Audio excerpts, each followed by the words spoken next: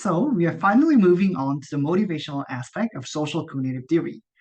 One of the important concepts that is proposed by social cognitive psychologists is self-efficacy, which is one theme of our of this week's module. Self-efficacy is basically is very similar to confidence. After engaging in this session, you'll be able to define self-efficacy and explain how to improve your self-efficacy as a teacher, which is teacher self-efficacy, as well as your student self-efficacy. So what is self-efficacy? It is person's perceived ability to execute certain behaviors or reach certain goals. And as you can see from the expression certain behaviors or certain goals, it is domain specific or task specific.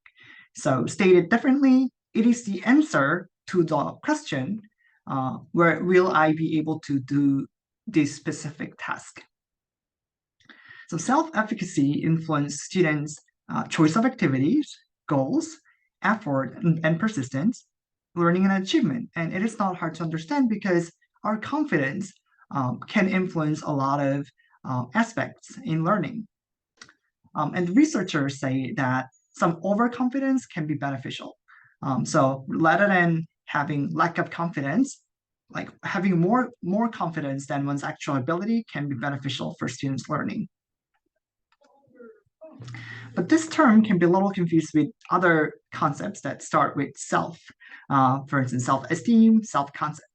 So whereas self-esteem is it's kind of similar as self-worth, and it's related to worthiness as a person. So in other words, it's a judgment about self-value, like how do I generally feel about myself? Am I happy with myself? Am I not satisfied with myself? So that is the concept of self-esteem. Self-concept is a term to refer to one's self-view. So it includes like strengths and weaknesses, and it's one of the most broader concepts because it can be the answer to a question like, what am I like? Do I like basketball? Like, what is my identity? Like all this kind of broad concept is referred to as self-concept. Self-efficacy, again, is the beliefs about ability to successfully meet a goal. So it is context-specific or domain-specific. So one can have a high self-efficacy in mathematics, for instance, but low self-efficacy in English or in art. And it's the answer to the question, can I do this? It's very closely related to one's competence. And these are the factors that influence self-efficacy. Obviously, previous successes and failures can influence one's self-perceived competence. Students' current emotional states can also influence their self-efficacy. For instance, if they feel anxious, if they feel nervous, their self-efficacy may get slightly lower. When they feel more relaxed and comfortable and safe, their self-efficacy may increase. Messages from others can also influence one's self-efficacy. And that is the reason why teachers' feedback is so important. So in general, we should provide positive feedback. And if we need to provide negative feedback, we always need to also provide some guidance and instruction how they can improve on the features that you commented. Against successes and failures of others, especially those similar to us, can influence our self-efficacy. Like I already told you how I learned how to swim. It's because after observing my younger sister's success in swimming, like I thought if she could do it, I could do it. And another concept that I find very interesting is collective self-efficacy. So not only the successes and failures of others as individuals, but also as part of group. So if everyone else succeeds or fails in the group that one belongs, that can also influence the individual self-efficacy. So as a self-reflection activity after watching this video, I want you to describe your level of self-efficacy, whether it's high, moderate, low, when it comes to succeeding in this course, in the context of this course. Please use the 5 factors to provide the reason why you think your self-efficacy at that level. Here are some multiple ways to foster productive self-efficacy levels. So you can present some tasks that students can succeed with, effort and perseverance, because again, prior success experiences can increase one's self-efficacy.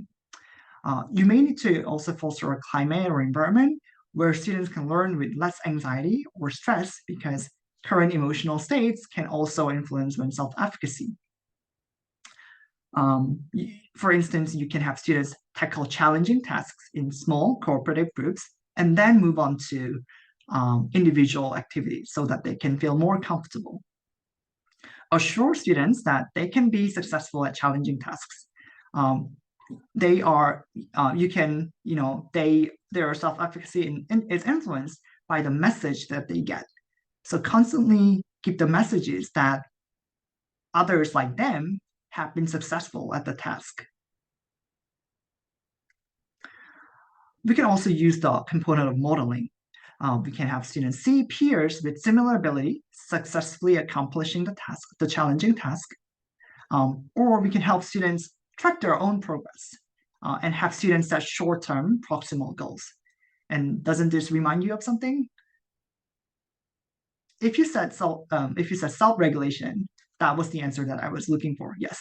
So again, self-regulation is the concept that has been proposed by social cognitive theory, and this kind of helping students self-regulate can also increase their self-efficacy. So you know what short-term goal is, right? So instead of like, for instance, if I have to teach Spanish, rather than giving them a goal such as after this semester you'll be able to, let's say, make an order at a restaurant. It's a rather long-term, quite distal goal. I would rather phrase that goal into like, after learning this week's module or after watching this video, you'll be able to calculate or like say the numbers in Spanish from 1 to 20. I think that's more proximal and short-term goal that can increase student self-efficacy. Although I said usually overconfidence is lack of confidence, still, if students are too unrealistically overconfident, you can help them learn to evaluate their current knowledge and skill levels with some like self-regulatory strategies or with some self-evaluation techniques. Now, I slightly want to change the topic. So I'm actually not changing the topic, but I kind of want to situate self-efficacy in the context of teacher, because many of you want to become teachers. So teacher self-efficacy is the degree to which teachers feel as though they are able to help students succeed. As learners with higher self-efficacy demonstrate more adaptive learning behaviors like persistence in tasks, choosing more challenging tasks, teachers with high self-efficacy, they also show more like adaptive teaching behaviors. For instance, they are more willing to experiment with new instructional strategies, and they tend to have high expectations for their students and set higher goals for them. Now, I want you to think about these factors. So, student socioeconomic status, state standards, among these factors, what do you think you can control as a teacher?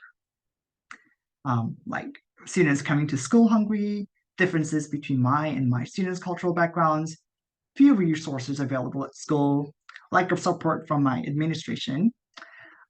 If your answers are not a lot, like that is what I kind of intended, because it is likely that your teacher self-efficacy may get lower when you first started your teaching career, because there are so many uncontrollable factors. So I kind of want to immunize you, because many of you want to become teachers, that there do exist some factors that you cannot control. However, we are going to learn, like for instance, we are going to learn how to motivate students. So you may be able to control like unmotivated, like not control, but you may help like how to motivate these unmotivated students. We are going to learn some classroom strategies that can help you deal with the discipline problems. But still, there are many other factors that will be out of your control. However, still, teacher self-efficacy, as shown in this previous slide, can influence your teaching behaviors and how you interact with students. And there are several strategies listed in the textbook, like how teachers can improve their self-efficacy. I strongly suggest you collaborate with other teachers as novice teachers. Like there are maybe some more experienced teachers who can give you great advice, or you may consider joining professional learning community. Another strategy that I often use is that I seek constructive feedback. Like for instance, I refer to mid-semester evaluation, SEI, because that's how I can improve my teaching and make my students more engaged in the lesson, right? And you should also be willing to examine and change your practices based on those constructive feedback. I think many of you have multiple identities. As a pre-service teacher or as an in-service teacher, some of you are already working, but also as a student, as an undergraduate student. So I hope you to think about the self-efficacy as for your future students and for yourself as both as a teacher and a learner.